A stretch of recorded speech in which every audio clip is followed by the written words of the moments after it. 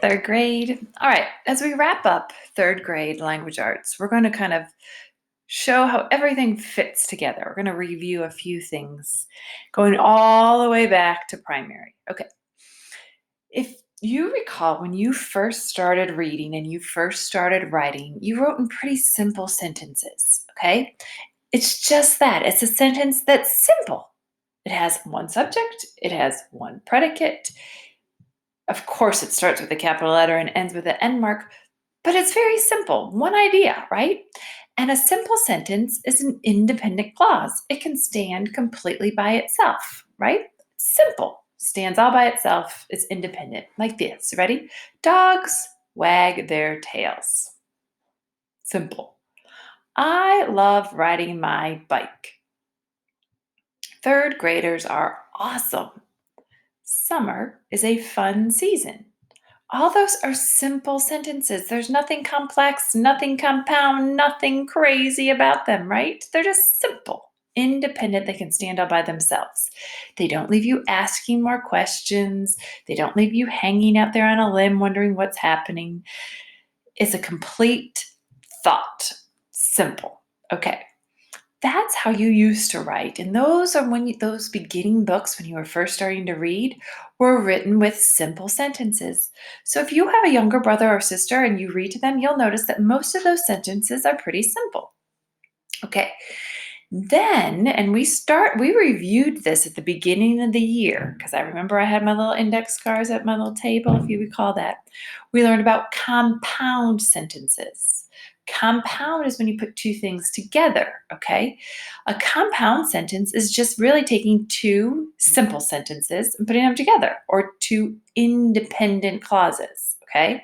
So you'd have an independent clause, a comma, and then one of these connecting words, and, but, or so, and then an independent clause, another one, right?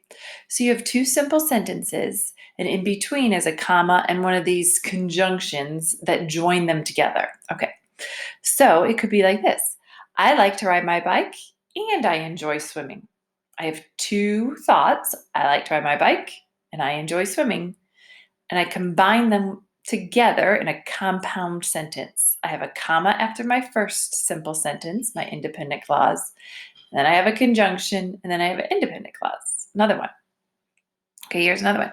Third graders are awesome, so they are fun to teach. Third graders are awesome is one independent clause. They are fun to teach is another independent clause. Has a comma and a conjunction. This one had so. Dogs wag their tails, but birds flap their wings. So those kind of are opposite ideas, opposite independent clauses, but they both could stand by themselves. Birds flap their wings could stand all by itself, but it has that comma, but that connects those two independent clauses to make a compound sentence. Summer is a fun season, so our family will enjoy it together. Okay, again, I have two independent clauses that could stand all by themselves, but instead of having all these simple sentences, I made a compound sentence because I used the word so, comma, so. This one had comma, but.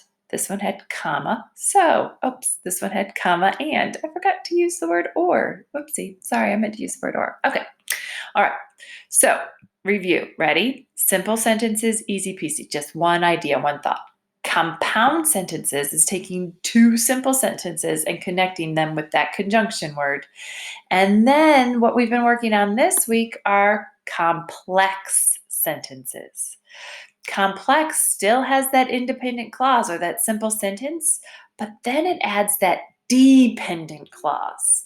And it can either add it at the end, or it could add it at the beginning with a comma, right? It could go on either side of the independent clause. Okay, so for example, ready?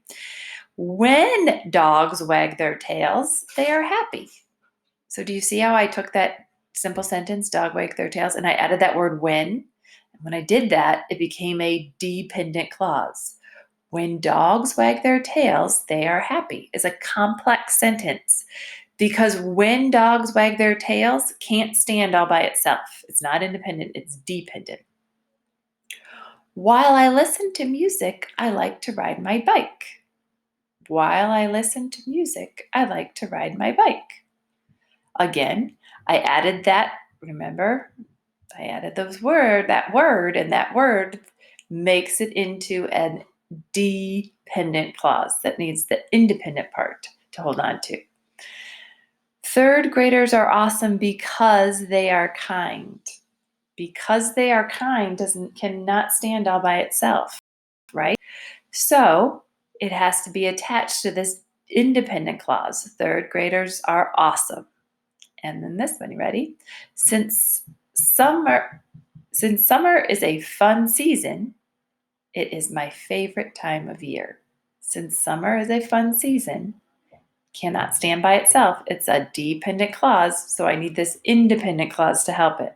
It is my favorite time of year. Complex are trickier because you have to have a dependent along with it. Whereas compound, you have two independents that can stand all by themselves. Okay? All right, so we have simple, no problem. We have compound, which are two simples, two independents. And then we have complex, which only has one independent, and then one that leaves us wondering, asking a question, right? One clause that leaves us asking a question. All right, I know it's tricky, but go over this again if you need to. Start from the very beginning if you need to. And then there's 5 questions on a Google form. You need to identify whether the sentence, I'm going to give you a sentence, and you're going to tell me whether it's simple, or it's compound, or it's complex. Okay? Just have to identify which one. All right. Have a great day.